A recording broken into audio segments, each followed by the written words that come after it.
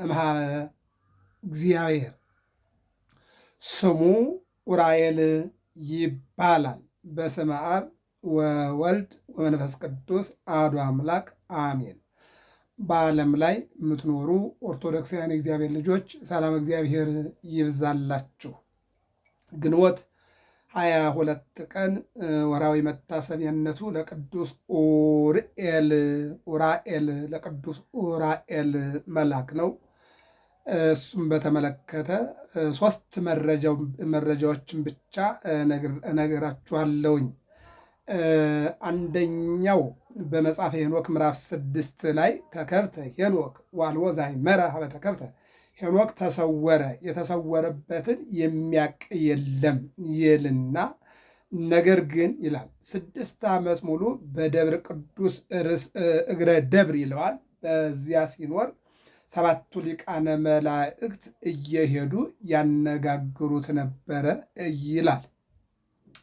ይህንም በመጽሐፈ ሄኖክ ምዕራፍ 6 ላይ ራሱ ሲናገር አሃዱ መልአክ መጽአ ኀቤየ ወቆመ ቅድሜየ፣ አንድ መልአክ መጣና ፊቴ ላይ ቆመ። ማነህ? ስምህ ማን ነው? ከየት መጣህ? ማላከ ብዬ ስጠይቀው ሚካኤል እባላለሁ። ማን እንደ እግዚአብሔር ማለት ነው ስሜ። ስራዬ ደግሞ እስመ መዲበ ሰናይቱ ለሰብ ተአዛዚ፣ ከእግዚአብሔር ቸርነት የተነሳ የሰው ልጆችን ላገለግል፣ ላማልድ፣ ላሻግር፣ ከጠላት ልከላከል የተመደብኩኝ የተላኩ እኔ ነኝ አለኝ ይላል። ወካልኡ መልአክ መጻ፣ ቅዱስ ገብርኤል የተባለ መልአክ ደግሞ መጣ። ስራ ምንድን ነው? አብሳሪ። አዎ፣ ይልቁንም ደግሞ የምናገርና የማስደስት የምስራች የምናገር ነኝ አለኝ ነው የሚለው። ወሳልሱ መልአክ መጻ፣ ሩፋኤል እባላለሁ አለኝ። ፈታዬ ማኅፀን ዶክተር አዋላጅ እባላለሁኝ አለኝ አለ። ከዚያ ራጉኤል እባላለሁ አለ። ከዛ ቀጠለና ፋኑኤል እባላለሁ፣ ምግብ አቅራቢ ማለት ነው። በዚህ ዓለም ላይ ምግብ አቅራቢ የሚባል ድርጅት አለ። በዚህ አንቀጸ ብርሃን በተባለው ድርሰት ላይ ቅዱስ ያሬድ በደረሰው ከመዝ ነበርኪ አሰርቶ ክልኤተ ዓመት እንዘ ትትናዘዚ እምኀበ መላእክት ወመላእክት ያመጹ ወትረ ሲሳየኪ፣ 12 ዓመት በቤተ መቅደስ ኖርሽ፣ መላእክትም ምግብሽን መጠጥሽን ያመጡ ነበረ ብሎ ቅዱስ ያሬድ ይናገራል። በ3 ዓመቷ ፋኑኤል የተባለ መልአክ ምግብ ይዞላት ወርዷልና ምግብ አቅራቢ ድርጅት እንዳለ ሁሉ ምግብ አቅራቢ መልአክ አለ ማለት ነው።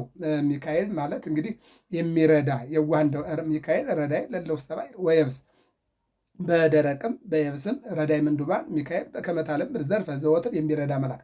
እንደዚህ ሁሉ ሚካኤል የሚረዳ፣ ገብርኤል የሚያስደስት፣ ሩፋኤል አዋላጅና ፈታዬ ማኅፀን ይልቁንም ደግሞ መድኃኒት፣ ራጉኤል ደግሞ ከቀን ወደ ቀን የሚያስተላልፍ፣ ፋኑኤል ማለት ምግብ የሚያቀርብ፣ ሳቁኤል ማለት የሚረዳ መልአክ፣ አፍኒን ማለት የሚመከላከል መልአክ ብሎ ባለፈው ተማምረነዋል። ገብረ መስቀል ሚዲያ ላይ ተጭኗል። በአጭሩ ግን የቅዱስ ኡራኤል አንዱ ከ6ቱ ሊቃነ መላእክት ጋር ሆኖ 7ተኛ ሆኖ 6 ዓመት ሙሉ ሄኖክን ያረጋጋና ያስተማረ፣ ከዚያ በ7ተኛው ዓመት ተከብተ ሄኖክ ዋልዎ ዘአእመረ ኀበ ተከብተ ሄኖክ ተሰወረ፣ የተሰወረበትን የሚያውቅ የለም ይላልና እንዲሰወር መንገድ ያሳየ ታላቅ መልአክ ነው ይላል። አንደኛው ነው። ሁለተኛው ስሙ ኡራኤል የሚባል መልአክ ወደ እኔ የተላከ ይህ መልአክ መለሰልኝ፣ የልዑል እግዚአብሔር የጌትነቱን ፍርድ መርምረህ ታውቅ ዘንድ ልብህ አደነቀን ይላል። ይሄ ቃል አጋኖ ነው። አዎን ጌታዬ አልሁት። እኔም አዎ አምኖ አውቆ ማመን፣ አምኖ መከተል፣ ሳያምኑ መከተል ጋር ይለያያልና አውቄ አምኜ እግዚአብሔር አምላኬን ባመልከው ደስ ይለኛል ብዬ አልኩት። 3ቱን ስራዎች አንድም 3ቱን ምሳሌዎች በፊትህ አኖር ዘንድ ተላኩ አለኝ። ከ3ቱ አንዱን ካወቅ የምትወዳትን ስራ እነግርሃለሁ አለኝ ይላል። 3ቱ እነዚህ ናቸው። አንደኛ እሳቱን በሚዛን መዝነህ፣ 2ኛ ነፋሱን በላዳን ሰፍረህ፣ 3ኛ ትናንትን ዛሬ አድርገህ አሳየኝ አለኝ። ይህ ለሰው ልጅ የሚቻል አይደለም። 2 ነገሮች እናምጣ። ፈርዖን በነበረበት ዘመን ፈርዖን እንደሚታወቀው የግብፅ ንጉሥ ነው። ህልም አለመ እና ህልሙ ጠፋው። ጥበበኞችን በቤተ መንግስቱ ስጋ እየቆረጠ ጠጅ እያስቀዳ ይልቁንም ደግሞ ወተት እያጠጣ ያኖራቸው አምጡ ቢላቸው ሊያመጡ አልቻሉም። አዎ ነገር ግን በእስር ቤት ያለ እግዚአብሔርን በማምለኩ ይልቁንም ከእግዚአብሔር ጋር በመሆኑ አዎ እግዚአብሔርን በማምለኩ የታሰረና ወደ ከርቸሌ ቤት ወይን ቤት የወደቀ ዮሴፍ የተባለ ወጣት መጣና ህልሙን ነገረው። ትርጓሜውንም እነሆ ተረጎመለት። ደስ አለውና የግብፅ ግብርና ሚኒስቴር አድርጎ ሾመው ነው ማለት ነው። አያችሁ፣ ያሾማል። ያወቁትን ማስረዳት፣ ያወቁትን መናገር ያስረዳል። ያላወቁትን መቀባጠር ግን ያስገድላል ማለት ነው። ቀጥሎ ደግሞ የምናየው ናቡከደነጾር ነው። ናቡከደነጾር የተባለ ንጉሥ ህልም አለመ። እንደዚሁ ህልሙ አለመ፣ ህልሙም ጠፋው። በቤተ መንግስት ስጋ እያወራረደ አሁን ምግብ እያቀረበ መጠጥ እያቀረበ ልብስ እያቀረበ ያንቦናሞናቸው ሁሉ ቀርበው ህልሜን አምጡ ይላቸው ከየት ያምጡት? ፍቹን አምጡ ይላቸው ከየት ያምጡት? ይህን እንደውም ምን አሉ?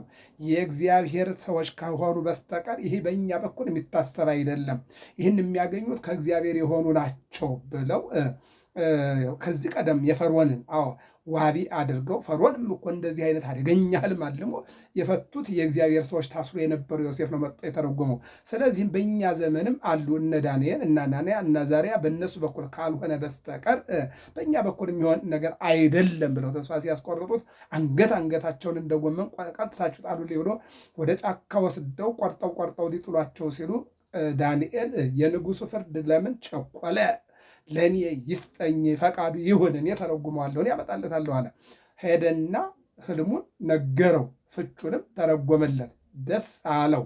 ከመቀመጫው ብድግ አለና ተነስቶ አናንያ፣ አዛርያ፣ ሚሳኤል፣ ዳንኤል አራታችሁ በባቢሎን በአራት አውራጃ ገዥ እንድትሆኑ ሽማችኋለሁ። አያችሁ፣ እውነትን መናገር ያሾማል፣ ሐሰትን መናገር ግን ያስገርፋል፣ ያስገድላል ማለት ነው። ስለዚህ ከእግዚአብሔር የሆነ ሁሉ ይሆናል። አሁን ኡራኤል ምንድን ነው ያለው? እዝራን ይህን ተላለሁ ያለው አልችልም አለ። በቃ የተላኩትን እንግዳስ እኔ ላድርግልህ አለው። እሺ 13:25 ላይ አፍክን ክፈት አለው። ከፈተ። ራሱ ተርጉሞታል። ይህም መጽሐፍ ብለዋ ላይ በላሁት እንደ ማር ጣፈጠኝ። ልበ አምላክ ዳዊት ቃልህ ለጉሮሮዬ ጣፋጭ ነው፣ ከማርና ከወለላ የበለጠ ጣፈጠኝ፣ ከስኳርና ከማር የበለጠ ጣፈጠኝ። በነገራችን ላይ ስኳር ቅመውት ይሰለቻል፣ ማር በልተውት ይሰለቻል፣ ምግብ በልተውት ይሰለቻል፣ ዳቦ በልተውት አሁን ልዋጭ አምጪ ሁልጊዜ ይሰለቻል። የእግዚአብሔር ቃል አይሰለችም ማለት ነው። ሕዝቅኤል ምዕራፍ 3 ቁጥር 1 ላይ እንዲህ ይላል፣ አንድ ሰው መጣ አለ። ስንት ሰው? አንድ ሰው መጣ፣ መጽሐፍ ይዟል አለ። ይህም መጽሐፍ እንካ ብላው አለኝ፣ በላሁት፣ ከማር የበለጠ ጣፈጠኝ፣ እውቀትም በራልኝ፣ ጥበብና ማስተዋል በሕይወቴ ዘንድ መጥቷል። አዩ ለዚህ ነው ጽዋዐ ልቡና ዘአስተዮ ኡራኤል መልአክ ዕዝራ የተባለውን አባት ወይም ወጣት 40 ቀንና 40 ሌሊት ጾሞ ሲጨርስ ኡራኤል የተባለ መልአክ መጣና እነሆ ምን አደረገ? ጽዋዐ ልቡና ጥበብን፣ ትዕግስትን፣ ማስተዋልን የዋህነትን የሚያድል አጠጣው። 46ቱ ቅዱሳት መጻሕፍትን በአንድ ቀን ደረሰ፣ በአንድ ቀን ጻፈ ማለት ነው። ስለዚህ አንደኛው እነሆ ከሰባቱ ሊቃነ መላእክት ጋር ሆኖ ሄኖክም ማጽናናቱ ነው። ሁለተኛው ዕዝራን ጽዋዐ ልቡና አጠጥቶ እውቀት እንዲመነጭለት እንዲፈልቅለት ማድረጉ ነው ማለት ነው። ምን ይላል? ጽዋዐ ልቡና ጠጣሁት፣ እውቀት ገንዘብ ሆነልኝ፣ ጥበብ ፈለቀልኝ፣ ማስተዋል ደግሞ በሰውነቴ ላይ ጨመረልኝ ብሎ መስክሯል ማለት ነው። ሶስተኛውና የመጨረሻው በቀራንዮ ኢየሱስ ክርስቶስ 3 ዓመት ከ3 ወር እየተዘዋወረ ባስተማረው ትምህርት በፈጸመው ተአምራት ሙት በማንሳቱ ዕውር በማብራቱ ውሃ በመክፈሉ ይልቁንም ማዕበሉን በመገሰጹ ዓይን በመፍጠሩ ሰንበትን ሻረ። ይልቁንም ለቄሳር ግብር አይገባም አለ። ይልቁንም ራሱን እግዚአብሔር አደረገ። ይልቁንም ኦሪትን አቃለለ ብለው መስቀል ላይ አውጥተው በሚስማር ቸንክረው በጦር ወግተው አክሊል በጭንቅላቱ ላይ አድርገው ሆምጣጤ አጠጥተው በሚገሉት ሰዓት ኡራኤል የተባለ ኡራኤል የተባለ መልአክ የወርቅ ጽዋ ይዞ መጥቶ ለንጊኖስ የተባለ ሐራዊ አንድ አይና ነው መጥቶ ጎኑን በወጋው ጊዜ ጎኑ ላይ ማየገቦና ደመ መለኮት ፈሰሰ። ማየገቦውን ለጥምቀታችን ደመ መለኮትን ለሕይወታችን ነው ያደረገልን። ክብርና ምስጋና ለአምላካችን ለእግዚአብሔር ይሆን። ስለዚህ በ22 ሁል ጊዜ ኡራኤል የተባለው መልአክ እነዚህ ሶስት ነገሮች የእሱ ብዙ ስራዎችና ብዙ ምስክሮች ብዙ ተአምራቶች ቢኖሩትም ሄኖክን ያጽናና ያበረታታ፣ እዝራን ጽዋዐ ልቡና ያጠጣ፣ ይልቁንም ደግሞ በቀራንዮ መስቀል ላይ ተገኝቶ ደመ መለኮቱን ቀርቶ በዓለም ላይ የረጨ ታላቅ መልአክ ነው። መላእክት ይትለአክዎ ለዘአንጐድጐደ ሰማያት ወአውረደ ዝናማተ ተስፋ ኩሉ ዓለም። እነሆ ሰማያትን በደመና ምድርን በቡቃያ ባሕርን ወንዞችን በውሃ ለሚሞላ ለእግዚአብሔር ይልቁንም ነጎድጓዱን መብረቁን ብልጭታውን ለፈጠረ ለእግዚአብሔር መላእክት ይላላኩታል ይላል። ከሚላላኩት መላእክት አንዱ ማነው? ቅዱስ ዑራኤል ነው ይላል። ምን ቀዋሜያ ለነፍሳት እሙንቱ ሊቃናት። ለሰው ልጆች አማላጅነት የቆሙ እነዚህ ናቸው። ዑራኤል ወሩፋኤል። ዑራኤል የተባለ መልአክ፣ ሩፋኤል የተባለ መልአክ ይትፌነው ለሳይለ ማበልዑል። እነሆ ለምህረት፣ እነሆ ለማማለድ፣ እነሆ ለማሻገር፣ እነሆ ከጠላት ለመከላከል የሚላኩ መላእክት ናቸው። ስሙ ዑራኤል ነው። ገብረ መስቀል ሚዲያ ነው። ሰብስክራይብ፣ ላይክ፣ ሸር አድርጉ። ገብረ መስቀል ሚዲያ ብላችሁ ግቡ። ሰላም እግዚአብሔር ከሁላችን ጋር ይሁን።